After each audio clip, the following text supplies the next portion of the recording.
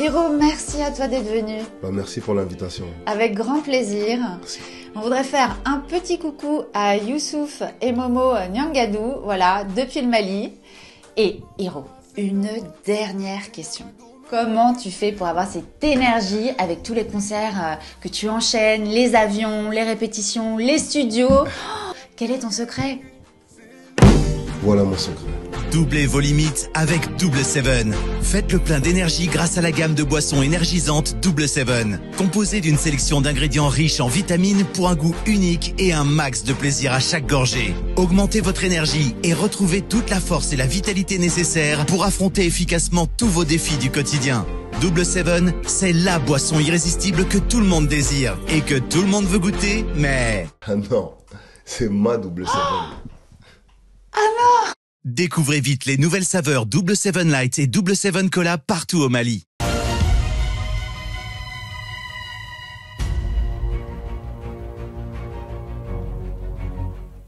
Très bien. Allez, on démarre ce matin. Merci Nabino pour la confiance, pour la fidélité.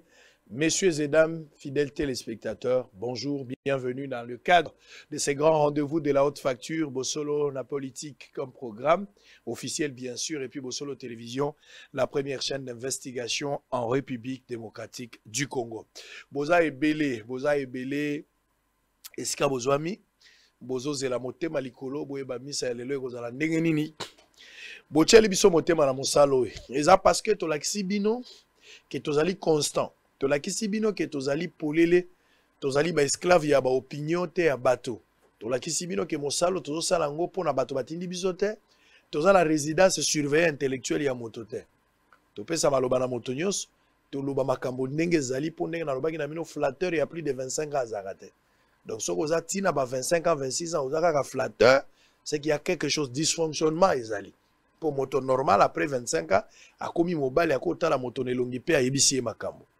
Biso tozwi mokano akoyebisa bino makambo koloba malamu mpona Congo kosala malamu mpona Congo kokanisa malamu mpona Congo loba na moto eza koboma ete koede ye pota bongwa balobi azonga na nzela pote société kozala pe na tina na ye bozola na biso na prison centrale ya Makala bandeko baza kuna Ferdinand Kambere nayoki awa ke bakosenga bapesa ye peine de mort bien peine capitale na koyeba te kaka mpona makambo ya moto abambaki molangi to alobaki na moto na koboma yo akamati molangi abeti ye infraction wana eza bien défini na mobeko na biso et ya mosika ya cause blessure volontaire te ata tentative ya meurtre eloko mais kokomisa moto na peine de mort pe plaignant retiraka déjà plainte bon likambo ngo ekomi na ndenge nini ekoyeba te nasengaki na Jimmy Kitenge ou bien na bandeko moso apeperne baya koexplike nga problème nini oyo ndeko Ferdinand aza nango Ferdinand aza moninga na nga banda koleka pe mingi awa.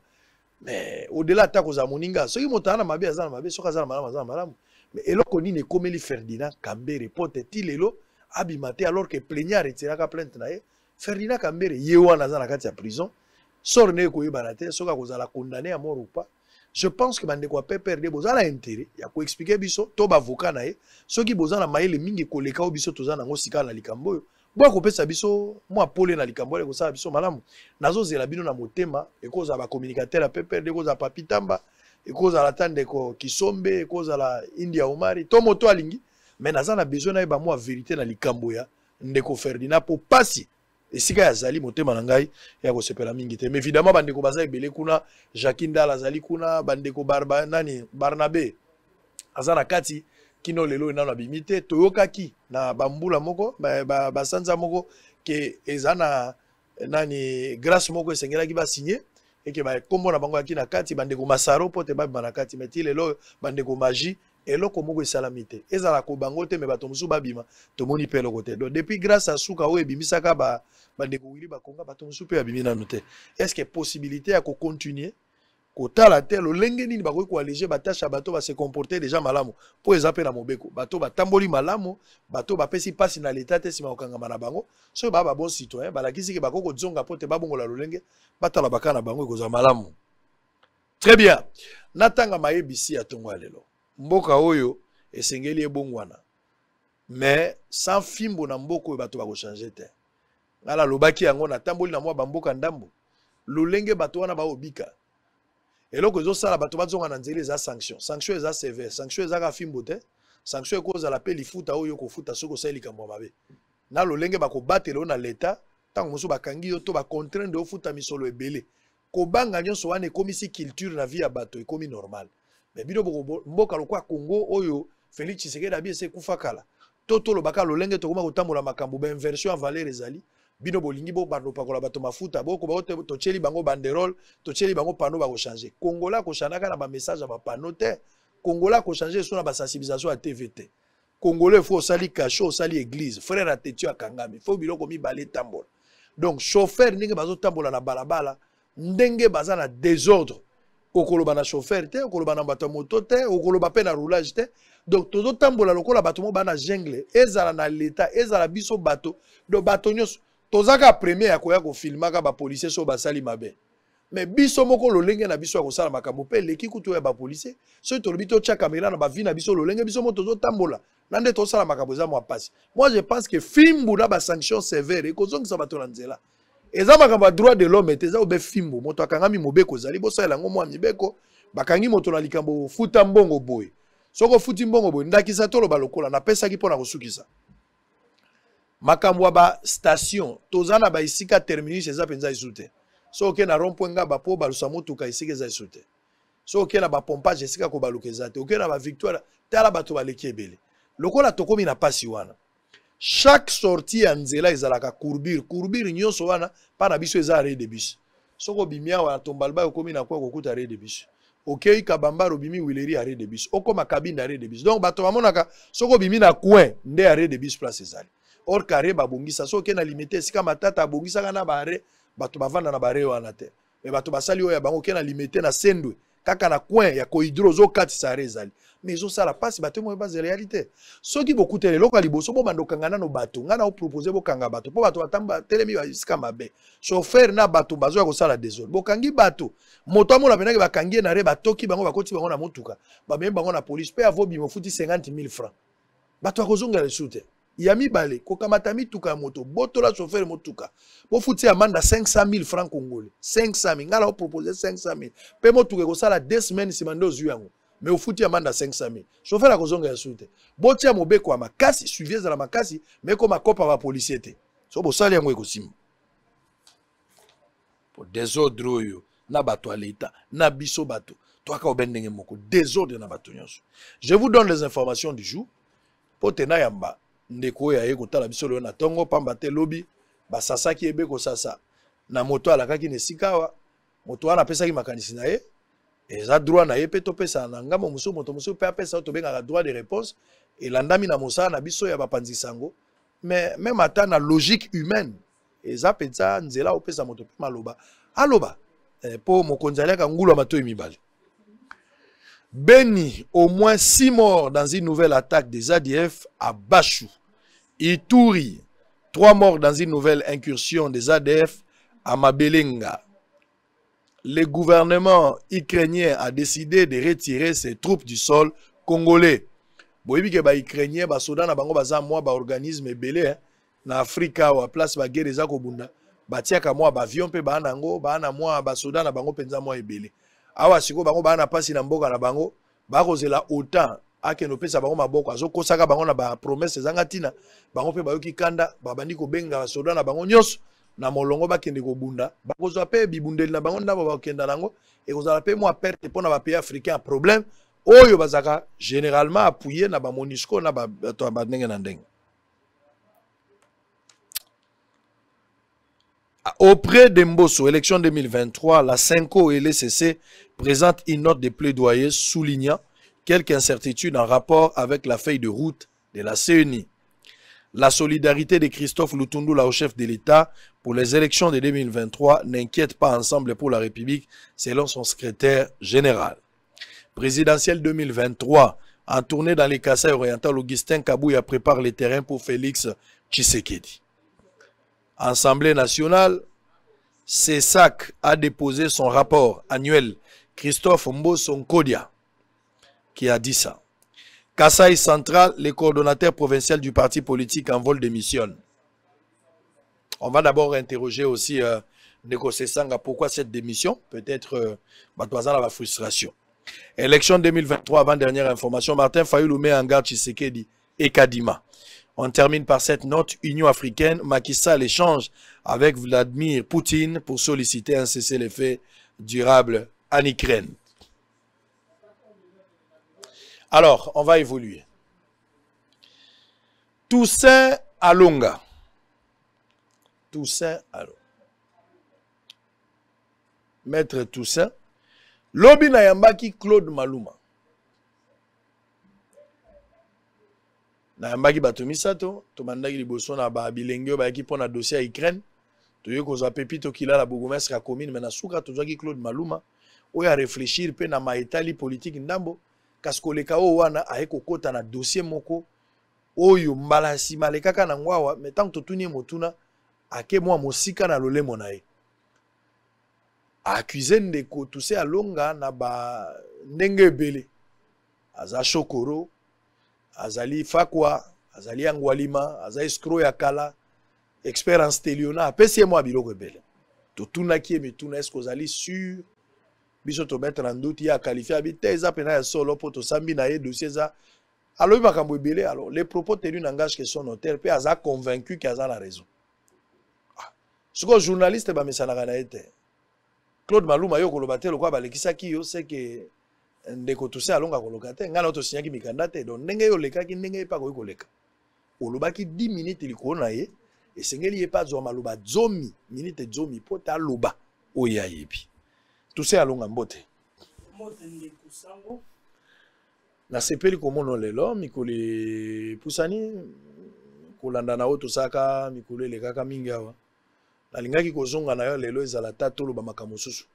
mais malheureusement ozoya na malheureusement pour ngai heureusement ils apprennent parce que c'est un droit oyo kopesa maloba na ona oyo loba makili ko na yo avato kota wana na tuna mwa mituna tami balé na oyo etali mwa actualité et bongo tokota na likambo na peso minute na ndenge tokani na uti mbandaka ta ona komi na mbandaka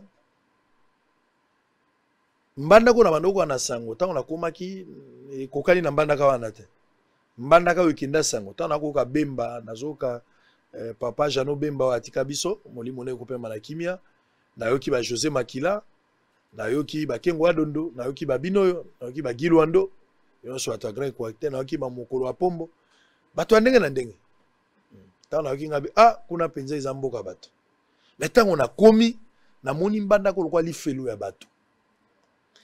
Qu'est-ce qui bloquerait le développement à l'Équateur alors que l'Équateur a eu un chef d'État qui s'est pérennisé au pouvoir pendant 32 ans.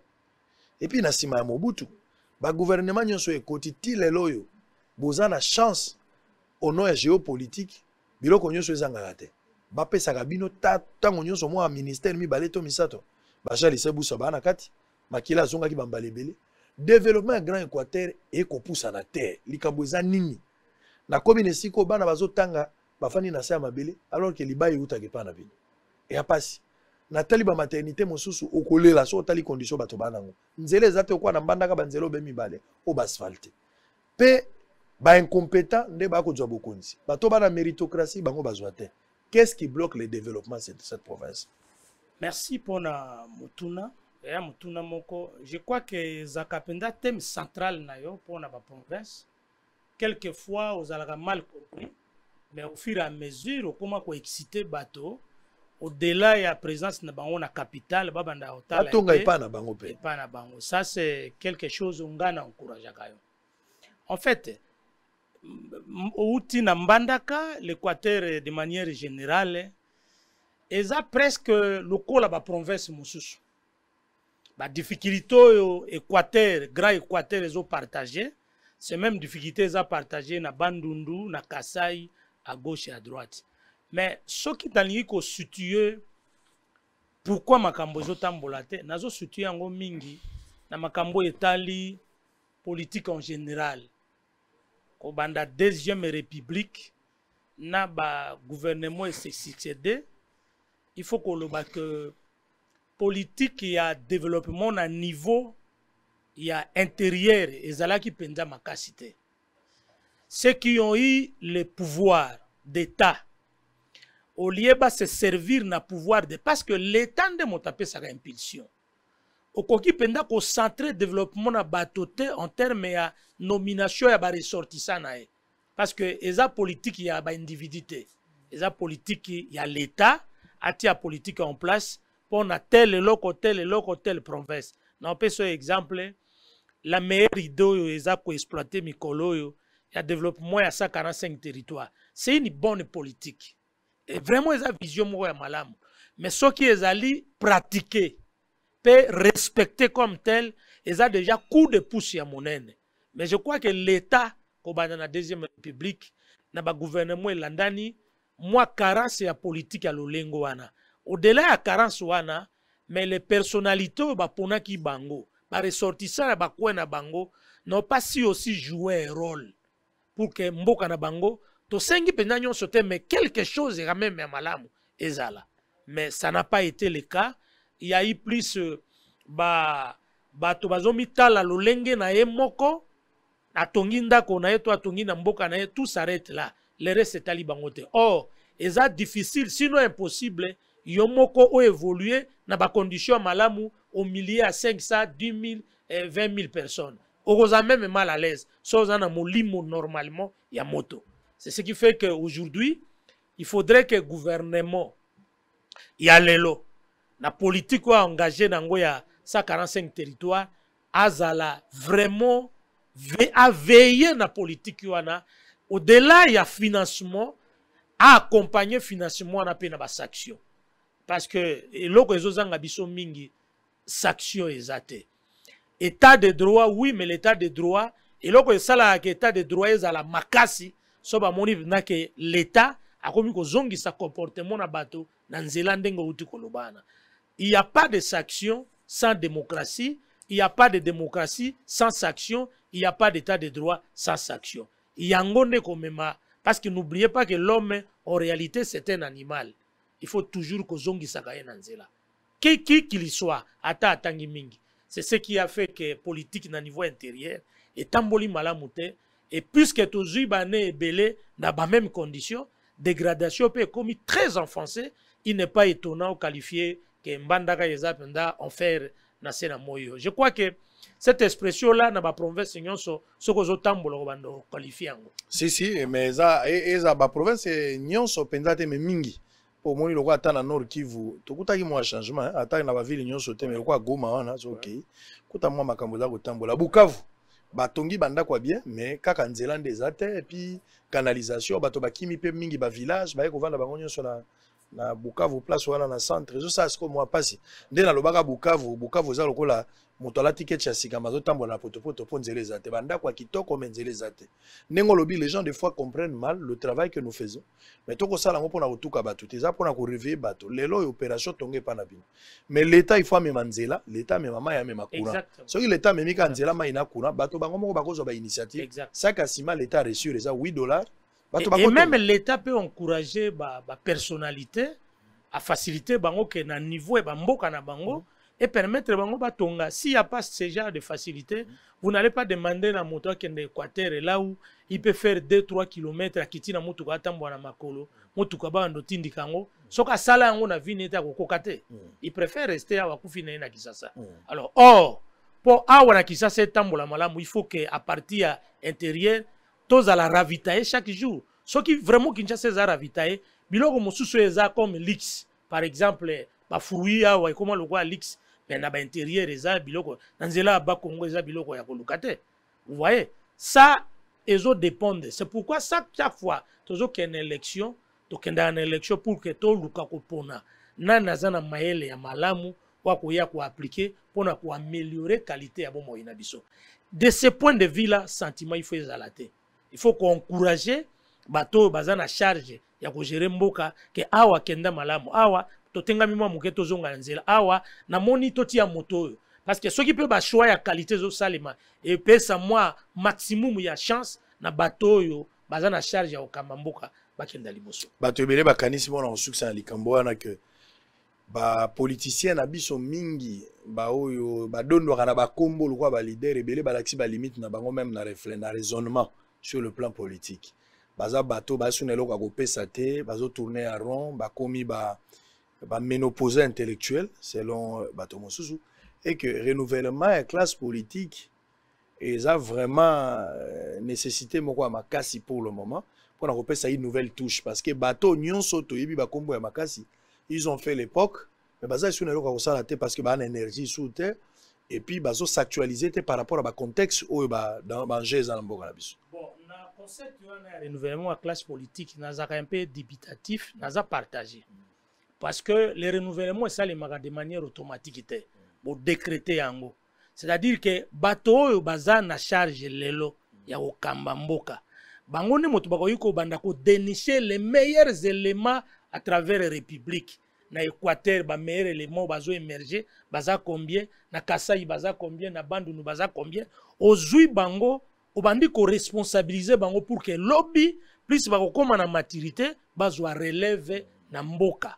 C'est de la même manière société zo banda na famille yo ndengo zano za père de famille oyebi ke nazana bana 2-3 parmi bana misato na les plus intelligents qui se distinguent za oyo quoique okosala e faveur ba musuba za genete mokomona ke puisque aza attentif na mosala no ko accorder couloir pour que mon wana akola na esprit wana na ba société belé ya malamu un avocat ko yiko tika ba livre ne pas mbate il faut léguer yango na mwana moko a préparer un commerçant préparer toujours moi moko un politique a préparé toujours moi moko eza mabete eza pe lisumute ou un pasteur a préparé toujours moi nae eza mabete eza pe lisumute mais seulement na cadre de la société na biso ezo senga vraiment révolution moko moi mentale révolution mentale wana oyebi ke moto nyonso kiki liswa soki atengami pembeni bozongisi na nzela na mibeko bato bozonga na nzela na opesa exemple tango président Lassagi Magambo état de droit au début les gens commençaient à trembler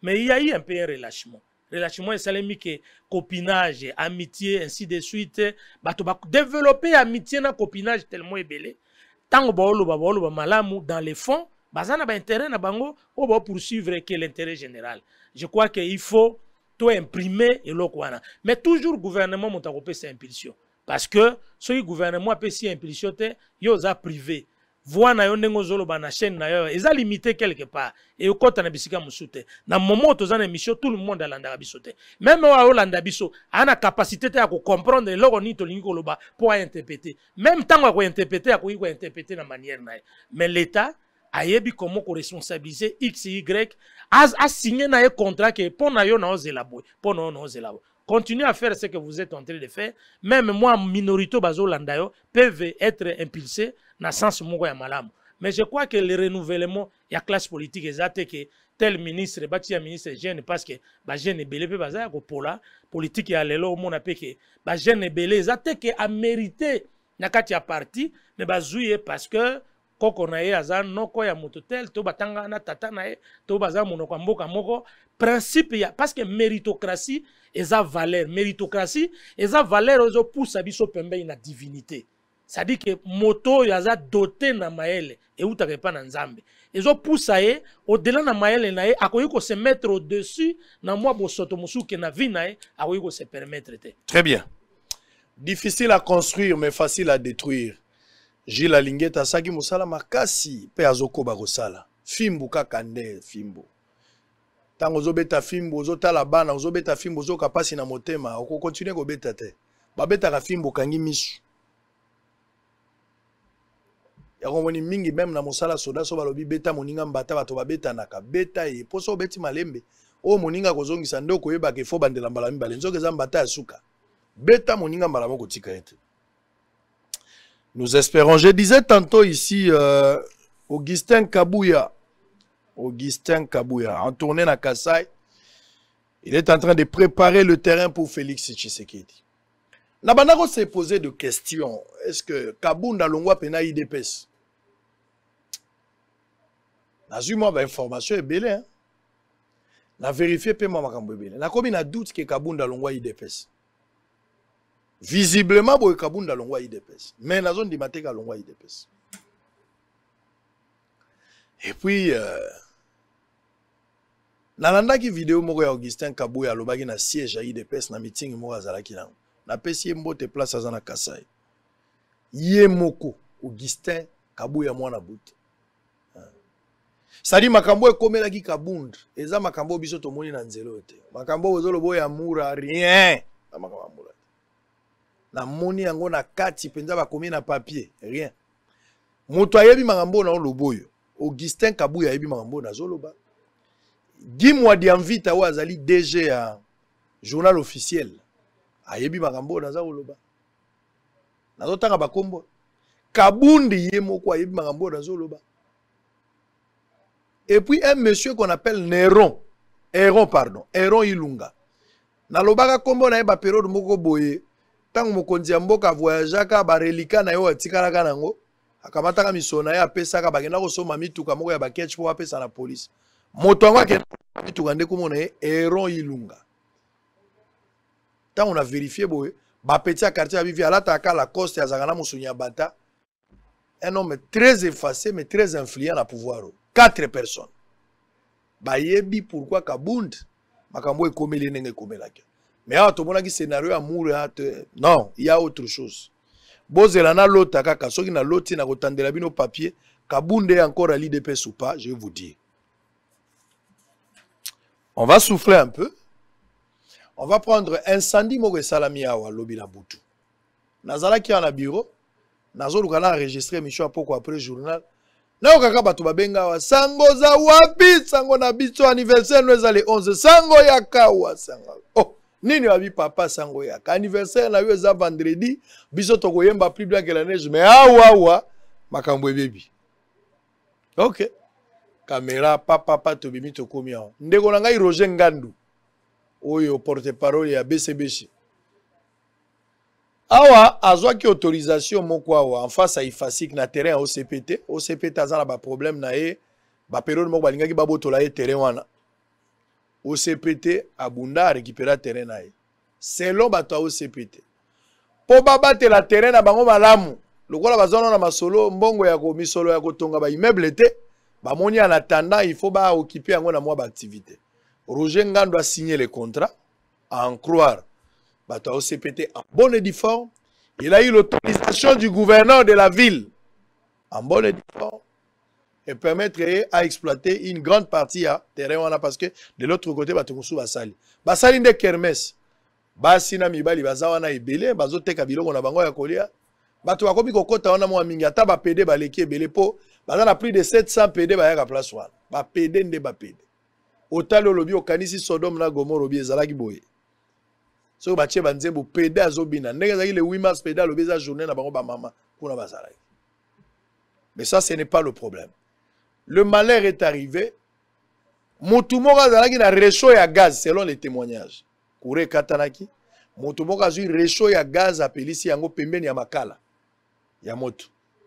Makala ezopelawa yaza na réchaud ya gaz tango apelisi kobenda yango wana ezui na kiosque moko kiosque nyonso elali biloko ya bato ebebi baye kobenga na butu bugumesa gomba bengaki bato anti incendie baye koya basalisi bango me pasi babomika moto mais biloko ebele bato ba perdre en tout cas activité ebebi na luki Roger Ngandu na zui ete na butu parce que azaki mosika le temps kaya peut-être na kozala disponible tokozo yata mokolo alobi bien lundi pour appeler sa biso pe version mais na koma ki wana sur place botala ce qui s'est passé eza pasi na mawa bato bazole la biloko na bango.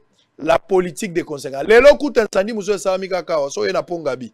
Avoko masendo de la droite. Natiki pe mutuka incendie place one. Ngamoto na moninga bi au juste to la combien de reportages.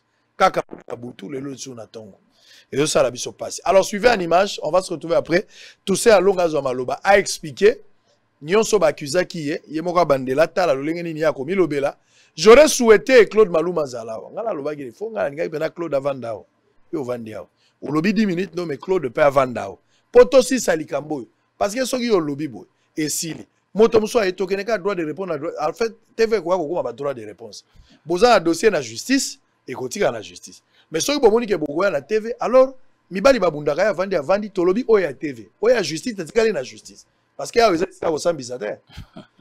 Très bien. Alors, Tolandana, on se retrouve après. Continuez.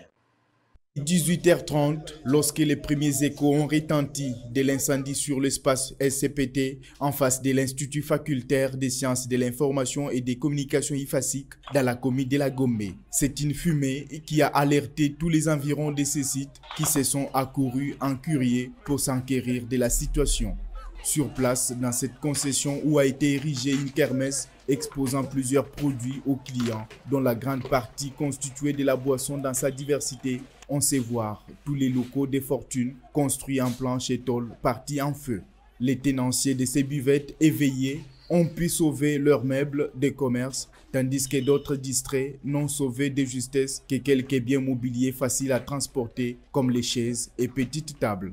Avec plus de 10 locaux incendiés, le feu se répandait petit à petit, avec le risque d'atteindre d'autres bâtisses dont le prolongement et autres accessoires architecturaux sont rattachés à ces bistrots. C'est après plus de 20 minutes que l'intervention des sapeurs-pompiers est arrivée sur le lieu afin d'éteindre le feu dans quelques poussières de minutes. Aucune perte en vies humaines n'a été enregistrée, seulement les dégâts matériels énormes que connaît ce tenancier des buvettes. Selon les sources sur place, c'est un court-circuit électrique qui est la cause principale de cet incendie. Roger chaque jour, Roger tous les jours, à tel marapon à brancher.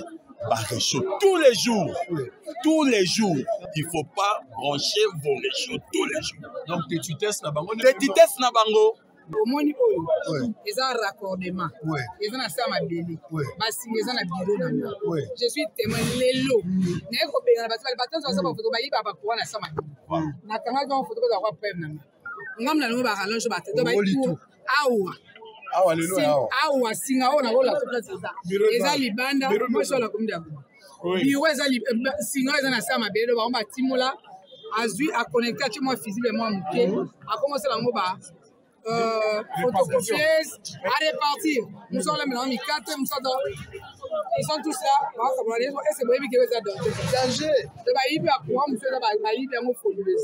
Les tractations n'ont pas été favorables pour l'érection de cette kermesse dans les encablures d'un institut supérieur. Les têtus ont bravé la décision des autorités de manière farfelue pour installer ces stands de commerce sur cet espace appartenant à la société commerciale des postes et télécommunications SCPT. Pas si na motema, mais c'est ce qui est arrivé. Bato ba yebi esika ngote zaka ka soko kotia wa ifasiki na gauche yango na droite. Place où on obenga kinga kati na kala. Ba étudiant nde ba yebi yango na ba étudiant. Donc bana o ba kozonga classe, boye ba ke place pour linga ki bokota so bokana ki eza ko pela moto. Espérons que ba otala. Mais la grande question est-ce que esika ngo ezala ki assuré. Na tuni ba question ala mais Roger Ngando azala ki te soki to zuie toko tuna emi tuna mais ndeko Roger tozo compatir na malheur pour sa charge. Moto akamati esika bato bafuti sur le pan na epasi. Maintenant qui va dédommager ces gens-là? Parce que maître, qu'est-ce que tu en penses? Qui va dédommager? Ça dépend bon, type à contrat bazana ngonango. Généralement et pas na biso contrat assurance bato belé baza penda na notion na ngotin. Et ce qui fait que bato ba mesani à la sauvette bazu engagement et tout se passe entre bangomi balé et ça s'arrête là. Mais maintenant question de la responsabilité en termes de dédommagement, je ne pense pas qu'à un niveau où Makambongo est à la traité, rendez-vous avec l'assureur des arrêtés. Là, c'est peut-être au fur et à mesure que la situation est au coma et au bandopé sabatomayele que ceux qui n'a sali boy n'a un contrat d'assurance pour que en cas d'incendie, assureur aya porter un secours. Nous pensons que dans l'avenir, nous comprendre le quoi. Très bien, merci beaucoup. Sonas eza nango wana so bozwaki na bino Sonas na kaya baboye soki Sonas aza assureur na bino akosunga bino botiki pe Sonas yango bon na ebité. Alors ndeko Toussaint Alonga na émission ya Bosolo na politique ya lobby, Monsieur Claude Maluma vous a traité de tous les noms possibles. Escroc, Angwalima, moins sérieux, expert en stéliona. Vous avez tout suivi. Ça ne sert à rien que je répète encore mot à mot. Raison pour laquelle OIA on a droit de réponse. Dites-nous si Claude Maluma a raison, toi a tort. Beaucoup qui peut prouver l'argument avec des documents. Vous avez 10 minutes sans arrêt pour que se laver ou qu'on paie sa version de fait. Ça dépend d'un approche. te lobana za la kirie na ko relation ne loko mais pour le reste aux ngonga 10 minutes bota la créneau d'abord na remercier yo mingi ndengo ndimi ko accepter droit à réponse nanga en principe comme avocat les traitements ya ba dossier eza na cabinet to devant les cours et tribunaux to ko yiko lekanango na plateau ya télévision te encore que la télévision n'est pas l'instance appropriée au yiko régler ba conflit entre bateaux. Mais il est des pratiques et dans les habitudes ya biso bakinois. Ce qu'on moni souvent bato baleki na TV, ba komi ko ganga pour na ko susciter curiosité na bato, c'est qu'il y a un problème. Et jamais motako leka na TV alobaki na makambo nga na za fautif a olobati. Pona honneur na réputation na ngai. Je me suis fait le devoir ya koya awa kopesa droit de réponse. Il faut na rappeler bato balandaki o bako zana ba makanisi mosusu boye. Je suis avocat plusieurs années. Nazalaki na régime passé opposant, j'ai exercé profession nanga avocat. Na traita ba dossier ya makasi loko apport mbasa pembe na frima. Na gagna contre dignitaire à régime. Je dis bien port, il est plus de 10 millions. Contre un dignitaire à régime, Yakala, n'a gagné en brillamment. Tokei na Côte d'Ivoire, n'a gagné brillamment. Et donc, mon salon yoza vi nangai, n'a zan intérêt son osa likambo, n'a ko exposé ango awa na télévision. Puisque ndeko Claude Maluma, qui s'est versé na ba émotion, na ba injure, facilement, pe azotanga ba kombo na bato et comme presque moi éducation mo boy soko zu occasion ya micro bandi ko tanga kombo ba konzi tout ça là je crois que je me réserve ya ko impiter loko moko boy mais na ko suka ka na ba fait o etali dossier et t'as entendu que dossier ango déjà et comme presque na suka et comme na suka puisque to zui un arrêt na second degré nga na koti na dossier na 2020 na février 2020.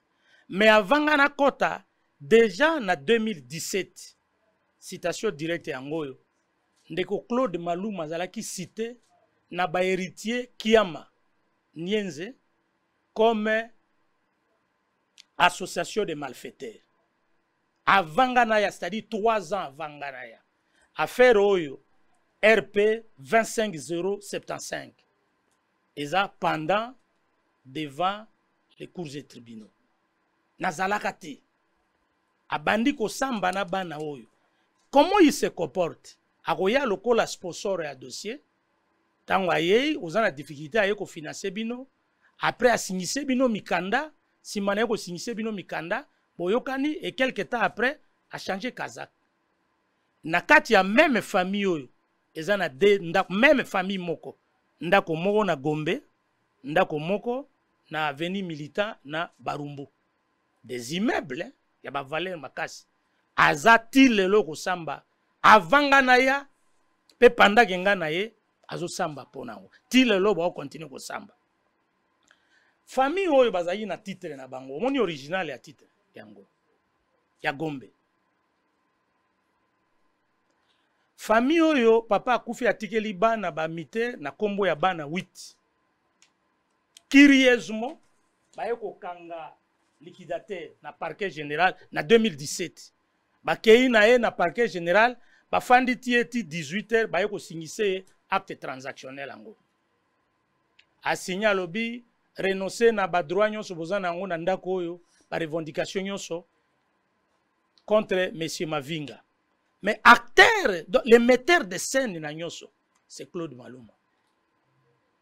Ba signé mikanda wana bazui acte transactionnel wana entre monsieur Kulungu Kiama qui est un des héritiers qui était liquidateur na succession à l'époque na monsieur Mavinga qui est le cousin de leur frère mais derrière monsieur Mavinga les acteurs inconnus ba signé acte transactionnel ba kei ministre à l'époque qui affaires foncières a pesi ordre na conservateur ba annuler certificat. Au son mona certificat ya moto ba nilengo na un acte transactionnel alors que la parcelle les a copropriété na bato 8 moto monga ka signé. Le vrai problème yangwana Tango ba annulé ale basali morcellement ndeko oya lega yilobi ya Maluma azui bateki mususu batekeli bato pendant que bazo sala morcellement pendant que bazo teka pendant que bazo tonga ba immeuble bato baza na tribunal contre monsieur Mavinga. Déjà citation directe oyo ba cité Maluma Mungongo Makaya Kipsi Mavinga Ndelo bato na 2017 bango bandi ko tonga na ba 2018 2019 pendant que bazo tonga bazo samba na tribunal Toussaint Alonga zalagate Toussaint Alonga zayi consulté na 2020 comme avocat jour karanga na ye puisque to mettre bango en difficulté après audience afinga ngai publiquement afinga ngai mbali boso na vie na ngana mona ye c'était na 2020 ngana yoka kayega bayemba kaye na yebele lokwa moto ya muziki bayemba kaye ngana yebi ye ndengwana mikolo nde na yoka komi commerçant ngana yebela ndengwana comment na ye physiquement na moni na 2020 plus grave pendant que basali biloko wana bafundi conservateur ya Gombe mais c'était là à l'époque tala lettre conservateur a commis na otangelo à monsieur Maluma Mungongo Claude. Je suis dans le regret de constater que vous avez induit l'administration foncière onéraire pour avoir violé la loi sur la copropriété lors de l'établissement de protocole d'accord avec l'un des héritiers de la succession Nyenze Kiema relatif au morcellement de la parcelle portant le numéro 5506 du plan cadastral de la commune de la Gombe. Akomeli Claude Maluma, akomeli monsieur Mavinga. Abibo zongi selangai ba titre na tsaleli bino pona anile yango. Mikanda yango yo. Awa na levé copie na conservation. Moni certifié conforme par les conservateurs. Monsieur Tanguy yango. Je ne vante rien. Les conservateurs yemoka sali rapport à lobby puisque bazui déjà ba titre sali plus de 2 ans kenda na justice pour funda bango. L'affaire a commencé depuis 2017. En 2022, le 3 février, la Cour a rendu son arrêt. Arrêt à Cour d'appel Oyo. Ils ont opposé même pas na Mavinga, na Maluma. Les partis au procès, ça, Mavinga Ndelo, Kulungu Kiama, et puis les conservateurs. Ndenge nini arrêt au barondre yango. Banile ba morcellement nyonso basalaka na lopango wana banile ba numéro cadastro nyonso basaki na lopango wana yo za concerné te énervé a traité nga d'un homme dangereux d'un mafra d'un frappeur l'opinion publique kinoise bayebi nanga na Maluma na nazana ba qualification nyonso wana bato lelo bakoma puisque ozana entré no quelque part to kangi photo na président république oye nango bandi ko influencer bato. Moi Alonga, ancien député national, parmi les lieutenants de l'opposition, j'ai vu l'argent. Je n'ai jamais été corrompu. Je dis bien jamais. Oyebi motasala question orale avec débat na Marambwa, fausse commune à Maluku. Tuna lisanga bonganga. Plus de 100 000 oyelukanga na butu. Jeune en son temps. Na loba non. Na bala na musala. Na koma tata nanga za politicien te. Musala avocat de komisanga. Landa bargima na ngai bando ye bangai. Oso monanga na boîte de nuit. Oso monanga na ko langwa masanga. O monanga na beta musique. Tona okono bina musique. O monanga na makamwa pamba. Jamais. Dans les mentalités ya bateau, ce qu'on a avocat, on a ko gêner partie adverse, na ba comportement mabe na bango, l'affaire cesse d'être l'affaire des partis et yo avocat commis ennemi na bango. C'est le cas. Ndenge nini nga za avocat ya moto. Na yeko sambela yeko mi yepe azana ba avocat, mais il y a okoma na problème na ngai. Qu'est-ce qui se cache? Ba tatation, ba menace na zwaka, na butu comme na moi, ba piège. Il est écrit ko roboa ka moto na kati ya filet ko pasuka a obima. Il est également écrit que okokota ye na filet ya Oisler akosauter yango lokwa pongo. C'est le cas qui me concerne. Combien de pièges na sota pour un groupe? C'est tout un groupe.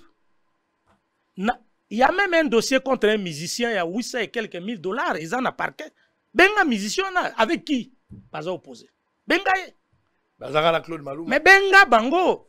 Musicien nani? Na yebi kombo nete. So lingi to lukaye to lukaye. Ala se communiquer à lobby. Motonyo so alonga spolia ye aya. Mais yo lancé communiquer en lobby. Motonyo so oyo Claude aspolia bango ndako. Ba ye pana yo. Lancé communiquer wana. Na lingo lancé yango. Otala nani akoya na bato. En réalité, bato bazana titre na bango. Original yango yo. Bo anile titre sans que bo benga même bo yebisa bango. Oza lopango bozo wela ba. Lopango ya Gombe. Pourquoi ba otanga ba kombo abato? Batangi kombo eberanda. Pourquoi ba otanga ba kombo? Parce que biso to place yo sali mikanda o Melina o na lobby original yango yo. Oyo za titre original établi na 2015. Na kombo ya bana wana. Ndenge nini moto moko ayaba kosala acte transactionnel pe bo annuler certificat sans jugement.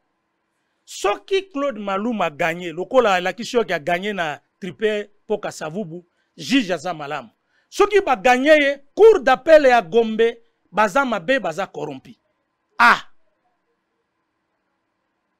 Ce n'est pas possible qu'au finga ba juge. Moi, je crois que j'ai fait un effort na versé été, na finga été, na resté na kati ya ba information au public na yo très précieux. Oh, bazo landa va consommer la vraie information. Zela la zozong avant de terminer. On a encore 3 minutes pour terminer. Oh, si on a zolo ba solo entre bango mibale. Binona no public. Ce qui public est au juger. Mais ngo non. Moto azo juger eza juge. Mikanda. Juge yango ya bimisi arrêt. Arrêt a bimisi arrêt depuis le 3 février 2022. Annulé biloko nyonso basalaki ya lokuta. Peu importe ce que tongi, ce n'est pas problème ezali tango bo poser ba acte. Boza ko imaginer conséquences nango 5 ans, 10 ans après. Moi je suis l'avocat des faibles, des orphelins qui n'ont pas l'argent. C'est peut-être une vocation. Et awana mboko ceux qui avocats parce qu'ils ne peuvent pas me corrompre. Je le dis tout haut. Ba corrompre ngaiti. Et quand un avocat est sévère, il maîtrise son travail, il fait très bien son travail, il est indexé. Ozo c'est victimiser le rôle opposant. Non,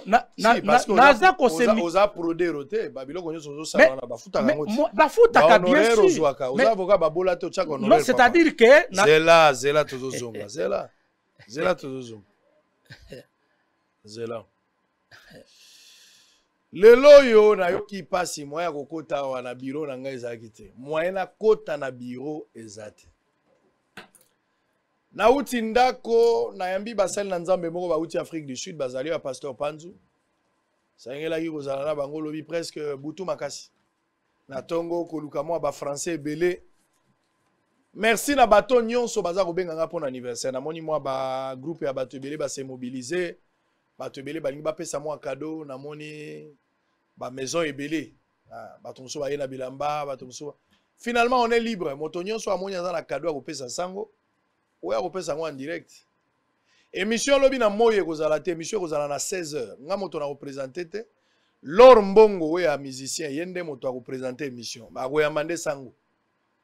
Lobi sango aza invité mais présentatrice émission eza Lor Mbongo. Eza moi de la femme. L'artiste et musicien Lor Mbongo nde a représenter bo solo lobi. Invité sango. Ah. Soki na zué lamba na koya, soki na zué lamba ta kozala yemo kwa. Lobi. Bana ya moto ba wewa batiki ngai te. Na leki na wileri ba wewa ba kwei na se balobi sango yo koleka te. Nzoka wa musuzu esi ba yaki tala ba wewa ebele. Problème ni na ba wewa.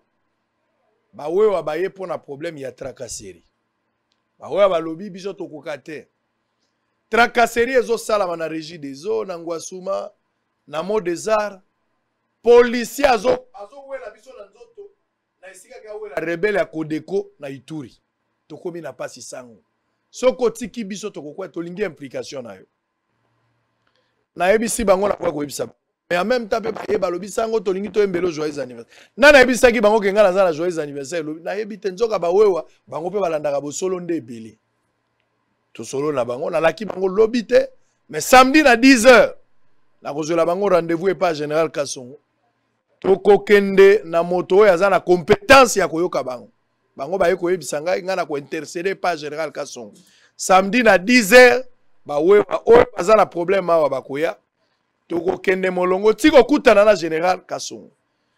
Ngai na ko ma délégation ya bato boko constituer boko yoka na général pas ko kabino za tata et puis prendra des mesures par rapport à des désiderata na bino pour que kimia ezala de part et d'autre. Nazaka ka nzela par lequel bino boleki mais naza mukie likambo na bino nga na kokango te naza mukie mais mongongo eleki ebele yango nde naza ko belela bino samedi boza na siège ya bosolo koleka mingi pour te tomona général Kasongo Silva.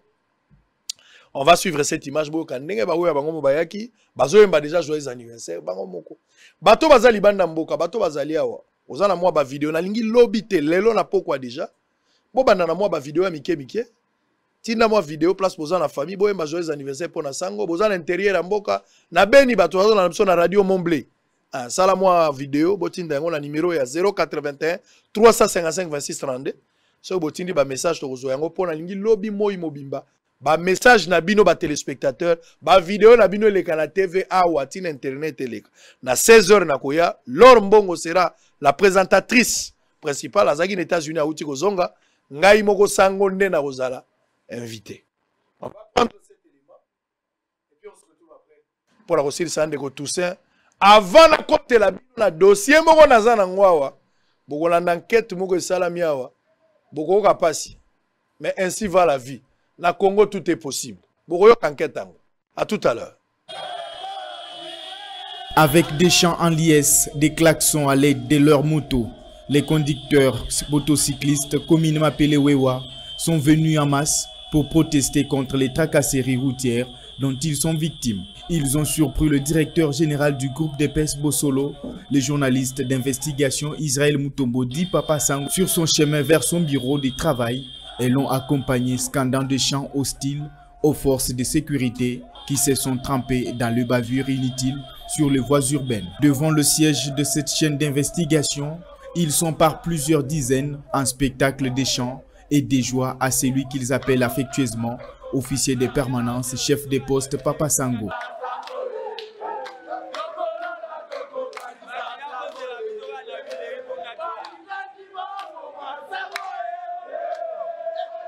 Barricade dans la route, ils ont exigé à Israël Mutombo de s'adresser à eux pour la circonstance. Le journaliste d'investigation au-dessus de sa Range Rover leur a témoigné son affection et son soutien pour le travail qu'ils abattent.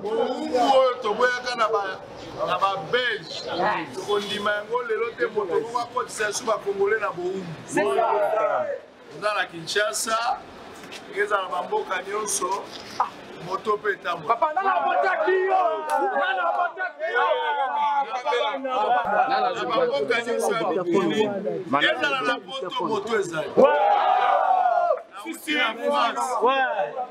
na France moto ezozwa kutu valise ke na mona aéroport. Israël Mutombo a rassuré à ses conducteurs de moto son implication pour en finir avec les tracasseries routières dont ils sont victimes de la part des forces de sécurité. Même na Willery soboye na mot des arbres bazo kangabino.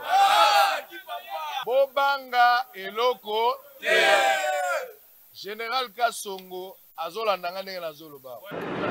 Mon général, la police est un militaire, la police est un civil. Wow! La lobby à côté, ils ont une réforme, s'il vous plaît. Ils ont la lobby à côté. Ils ont une réforme à la police. La réforme à la police est telle que la police est armée, la police est civile, pour la politique à proximité. Les autres ont la police à proximité. La police est civile et militaire. Ma policier attaque au Balniba Kangamutu ya moto, mais Kangeli na bango est brutal. Bazokanga bangote pour bazala infraction. Bazokanga bangote pour bango ba yibi, moto ya moto a cause na ba erreur. po aza na casque te to akumbi mabe boko interpeller ye ndenge bozo interpeller bato ya moto eleki ata rebelle kuna na Ituri. En signe de reconnaissance pour son anniversaire qui tombe au lendemain de cette protestation, le directeur général du groupe de presse Bosolo a remis à Sewewa une somme d'argent pour la circonstance festive de sa date d'anniversaire de naissance. Très bien, merci beaucoup. Bawe wana sango na bango ko kabola bango bamso bisango toko voter nani ba votaka mutako postuler te ko voter ndenge nini nazala ngala biloko wala te to postuler te musala na biso tozo kende lola tozana nzela tozo kende lola ba politiko ya bino bo sala biso likuté zana lola. Alors tout ça alonga, on va terminer sur ce dossier. Dossier à la justice. Pas grand chose à commenter sur un plateau de télé parce qu'il faut en avoir réserve via Makambo Belé, le temps plus qu'instruction est en cours.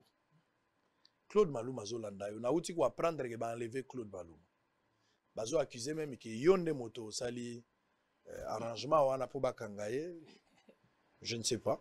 C'est vrai qu'on a mais ce qui est possible Claude Maluma Zalakia, tant moso so akoloba, ce qui nzamba opesa biso libako wana ikoyeba na kaka. Ba Congolais bazolanda yo bayoka ki lobi ba bengi escroc.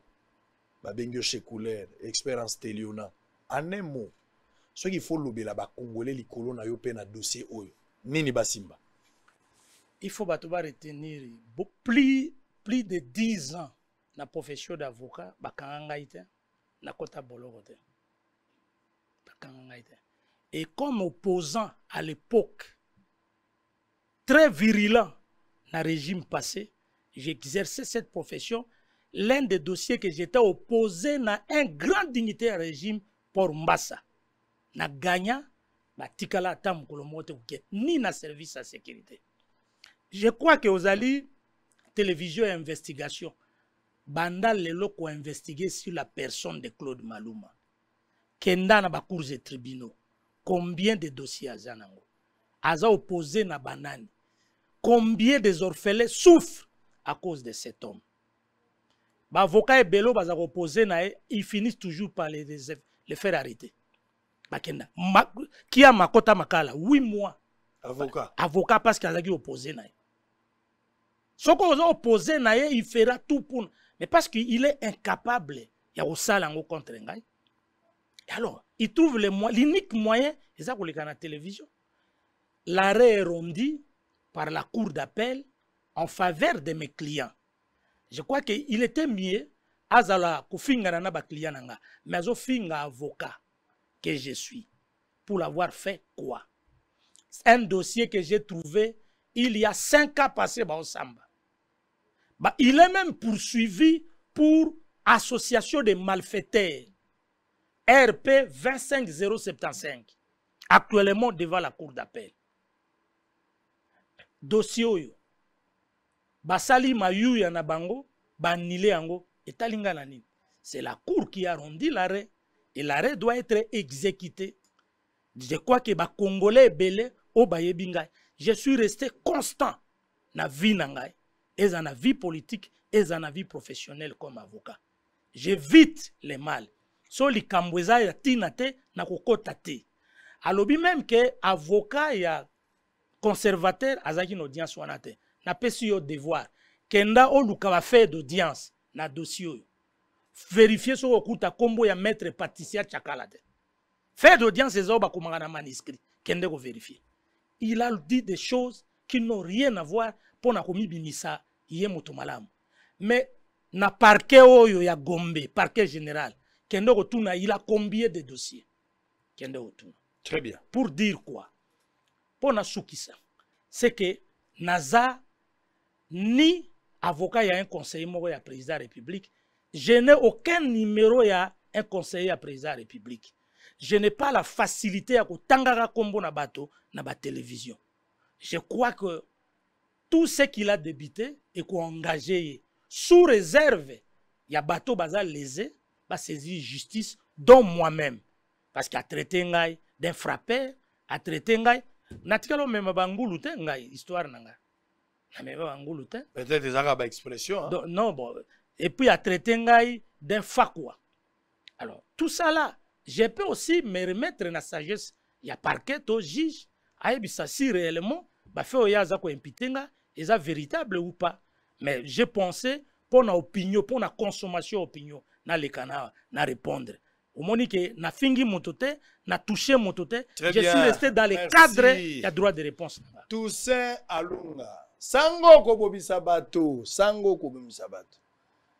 Yo yawa otangi kombo ya Toussaint Alongo lobi hotel.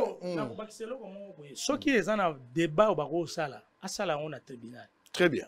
Atika oya na TV. Yo tangi makambo ya olo Toussaint Alonga fakwa soki frapper, fakwa chekuler angwalima. To signaki mikandate ke lokola yo lobaki seke moto musa ko likate to signaki mikandate. Lokola yaye. Allo babe. Ngai ata tozolia na yo ata yo nde ofutaka mote na fin du mois ngana zaka partenaire papa ozala partenaire à Mouyibi te. Le jour où tu seras partenaire à Mouyibi, c'est ce jour-là que tu vas te rendre compte que ngana yo to signaka mikanda. T'as la photo à moi sinabana même si tu es mon ami. Regarde bien le comportement. Otengana yeto solaka bia kwa attaquer la TV. Ah yo iba mbongo ya l'état sala mabe okoyeba jour wana nde okoyeba que le journaliste n'a pas d'amis. Temple ya démocratie yango. Yo lobaki ndeko pe alo. Mais boke na justice. Boke no samba na justice. Ngala za justice te. Amen. Boke no samba na justice. Bobi misaba mbodi liboso a juge. Pe bosenga bosolo a couvrir. Soki to couvrir audience. Mais ba mbodi bobeta na kuna. Bobeta na kuna. Bozala quand même na moi ba réserve pas de part et d'autre. Ngala za la pomte Congolais linga mambo spectacle. Makambo ezolo bama oya kotonga Congolais linga ngo. Monde toza bo période moto uto legisawa. Soki loka kotonga na mboka ezate bato azoka mabe. Donc chaque semaine loko mo ya sikaye bato batonga. Ça c'est vrai. Lokwa kotonga komi facile le loko tonga kalezalaka fofuta transport. Au sukoli. Oke kolala pa bato potonga mais le loko tonga partir téléphone ko sila na mutu. Mais lokwa mikolo makamba kotonga ezate bato bavandi na bango kimia. Alors, on va se séparer avec Toussaint Alonga.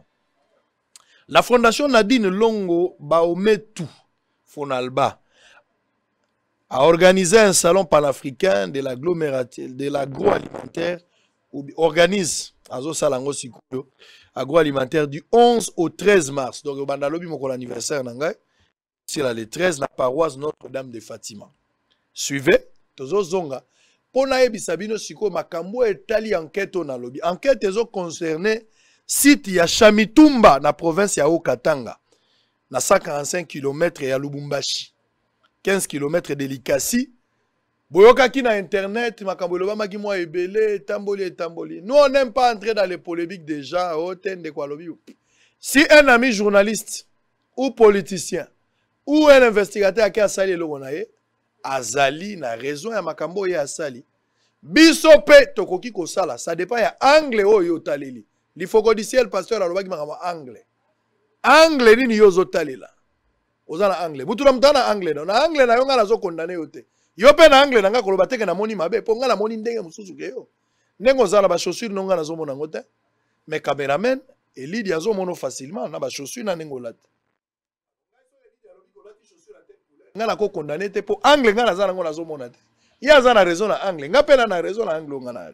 Donc il faut batu bazala en mesure à respecter opinion na lobelaki makambo Fifi Masuka na moni téléspectateur moi benga lobi nanga mesango olobeli malamu Fifi Masuka bongo siko tango batu bazo kufa na lwalaba papa ngala za magicien te tozo fêter mois de la femme na lobeli bolamu ya Fifi Masuka lokola moi si parmi basi nyonso to lobeli bavwanga to lobeli ba mama sango batanenga. Mais ce qui est la preuve que nous avons besoin de mais yo pe lobat. Yo pe loba, nga pe na loba, nga na angle na nga na lobi boye. Yo pe loba na angle na ye. Kolinga te maloba no ekoma maloba na ngai, moto na moto loba, eza livre. Yango maluma loba ki lobi yo lobi lelo. Moto na moto fa pesa makanisi. Na bitumba moko akolonga me na kimia biso mibale. On suit une image tozo zonga na annoncé enquête, na tikela bino plateau enquête, na kota zandu, na kende kolukata costume moko na lac Mwero awa, ata na Louvre, soki na kozwa. Pour lobi lokola loro mbongo mta représenter mission sango ba koyamba na robe te fona loka mwa kozu soki na kozwa soki na zuite na koyaka ndenge na koyaka na likambo zate. Alors on va terminer, j'en profite masa na ngai moko azana buni na Beni na Ituri pardon. Papi Stempa fête son anniversaire aujourd'hui. Djamba, c'est mon ami d'enfance. Hein? Tokabwana na ekala, na kanisi elelo. Papi Djamba Stempa, mon ami, joyeux anniversaire depuis Béni. Je t'aime beaucoup, mon frère. Moninga nanga ya kala, totangi na epe bakela si a fêté anniversaire na elelo. Place azana Zamba. Nzambe alola kanisa yo. Papi Djamba Stempa. Ono tetelake mafumbe. Joyeux anniversaire également à Madame Nadine Nkombo. Kassa depuis Orlando aux États-Unis. De la part de Madame Shemila Molei Katondi Tata Mwasi Abana. Alors, Motama Elamo, Kenda Liboso. Voilà maloba sango. Sango azobwa kelo lusanzu. Mokako swa. Kenda Liboso. Nadine Nkombo. Depuis Orlando aux USA. De la part de Madame Shemila Molei Katondi Tata Mwasi Yabana. Très bien, merci beaucoup. Alors,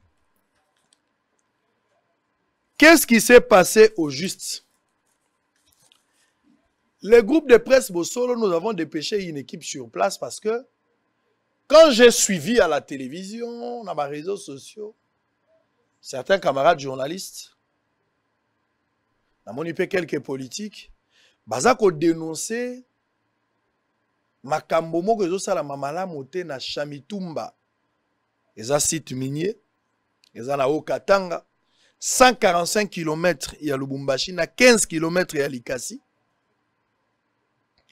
Et paraît-il que ezali site moko boye, oyo ba Congolais, bazako exploiter boko bengango exploitation artisanale.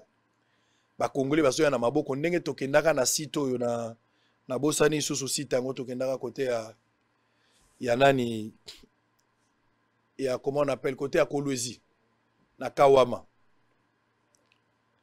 balobi eza ba Congolais baza kosala na maboko et que ba eko boto la bango pa ba chinois, c'est-à-dire so ba botoli bango ba Congolais wana ba kokali susu kosala musala te, alors que ba Congolais faut ba jouir na bomengo na bango. Ngai pe na yoki passe ngabi jamais.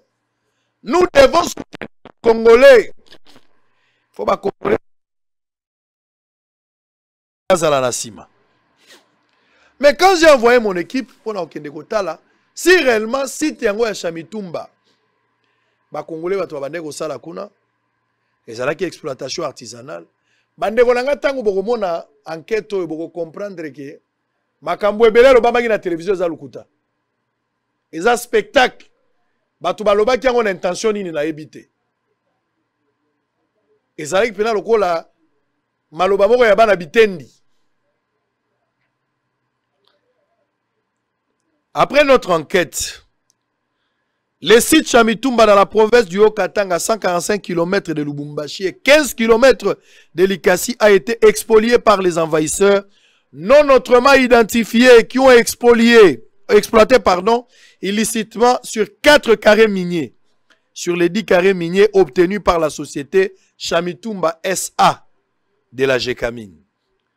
Ces envahisseurs qui se font passer pour des creuseurs artisanaux ont usé des engins spécialisés dans l'exploitation minière pour tromper la vigilance d'une exploitation artisanale. Donc, batumoko baye, balobi ge biso to sa l'exploitation artisanale. Batenaka bango rigueur mingite na ba taxe ko futa ibibika lokwa coopérative. Ndenge tokenaki na Kawama. Ba Congolais batazoluka. Mais na kati biloko oyo bango baza ko sala, ça n'a rien à voir avec l'exploitation artisanale. Ngai mutu na lobi te, vous allez voir les images. Donc, ezala ba étranger belé bayaka. Ba coopérer na quelques Congolais. Ba zui mikanda, c'est comme si toko exploiter d'une manière artisanale. L'État pesi bango mikanda na kombo ya likambwana.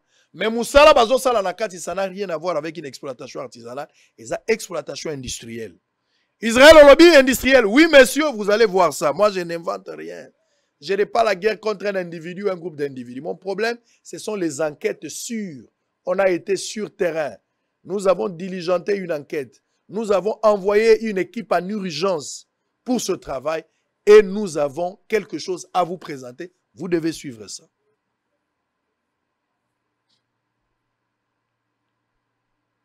C'est grave. Pendant 6 mois, soit de juin 2021 à décembre de la même année, envahisseurs ont illicitement emporté une grande partie des cuivres et des cobalt des sites atlantiques Kikoso 1 et Kikoso 2. Nachabara. La société Chamitumba demande à l'État congolais de protéger les investisseurs étrangers qui payent dûment la redevance minière en lieu et place des spoliataires et exploitants illicites qui causent un manque à gagner à l'État congolais. Il me semble que 100 véhicules bima na ba cuivre. Cuivre ezo bima. Ba bimisi cuivre ba kenango. Ya ndenge na ndenge. Plus de 100 véhicules ezoken. Bino bokatika te moto ala zaranelo rote ba sala exploitation artisanale nzoka na kati. C'est une aventure montée de toutes pièces. Suivez en image cette enquête. Bon la nana no enquête au fongola no litoi. La nana no enquête au fongola litoi. Ko bosa na te que lobby eza le 11 mars. Ko banana minuit alelo anniversaire ya sango e bandi le 11 mars. Mosala nyonso nazo salo nzamba pesinga famille monene. Famille na ngande za bino. Vous êtes une grande bénédiction pour moi. Bovanda kana banda kuna bino bozo tia ba mega na bino po bolanda. Des fois boza fatigué na musala nde boza bozolanda. Je suis un petit. Mais par la grâce de Dieu tozo sala musalo. Bosunginga mingi na losambo na bino. Bosunginga mingi. Nazana eloko na kozongisela bino te à part ko pesa bino merci. Pe kotika la constant na musala oyo. Ko boya kokoma député. Ko boya ko salela bato to lingomba ya bato. Ko zalobe yo moko ndengo za boy. Eloko na kosenga bino pona yo kesengo na motema na ngai. Libota nyos place bazolanda ngai. Na famille bana bato ba libanda mboka na ba bazali awo. Eza lozolanda ngai na TV. Sala moi vidéo ya 30 secondes. Yembelanga blanc, plus blanc que neige. Joyeux anniversaire sango mokonzi. Loba joyeux anniversaire. Ko sala mulaite 30 secondes. Boti nango na numéro ya téléphone ekota ebele. Toko ka kokangisa ngo précieux akolala te butu mombalelo azanango. Bao bakotinda après-midi à savoir, bao bakotinda lobby na tongo, mais tolingi lobby à partir à tongo, télévision mobimba, de temps à autre, balak sabino, anniversaire ya sango ndenge bolobi. Na pesi merci na maman nangai. Ça dit lelo yonde libumuna ezaki na moi problème. Pour lobby à bota muluba mwindo. Muluba mwindo, sombre comme désert à botami. Bolingi nga mingi nga pena lingi bino mingi. Maman la biso ya bisinga la bota maka pembe. Na bota maka pembe. Ezaka ba moi, nde komisinga ba moi. Sango bota ma pembe oui. Yo moni bana nazo bota te si bana pembe. Seke na kati naza pembe. Joyeux anniversaire sango mokonzi. Bobo sanate lobi na 11h direct ya bosolo kozalate. Mais monsieur kozala na 16h juste. Invité ya lobi ezali sango mokonzi. Présentatrice ya émission ezali Laure Mbongo Lemba. Sœur Laure Mbongo. Yenda koyamba sango lobi. Donc maman Laure aux États-Unis avant dia mois de la femme. Laure Mbongo présentatrice invité de sango. Sango yo bako bakoyamba yo journée bakoyamba sango lobi. Lobi na kozala na robe te. Oye kota na banganda diamba. Écoutana na ba honorable. Lobi na kozala kaka. Na elamba muso nazo luka soki nzamba pesi ngai akokota ata na lac mwero ata na kato akozata eloko moko biloko ba couleur soki nazu. Allez, suivez cette enquête, je vous aime beaucoup, merci pour notre soutien, priez beaucoup pour moi. Bobo sanate il y a un ciel à gagner, il y a un enfer à éviter. Soki yeso azongi te tokuta na lobby na lingi bino mingi peut-être na beti bino mabaku na elobeli esale libo tenir nga rigueur te bolimbisa mabunga naza faible bo tenir nga rigueur te. Allez, suivez l'enquête et n'oubliez pas le rendez-vous de demain à 16h. Nous serons là car nous sommes une grande famille. Bosolo Télévision, la seule chaîne au cœur des investigations. À très bientôt.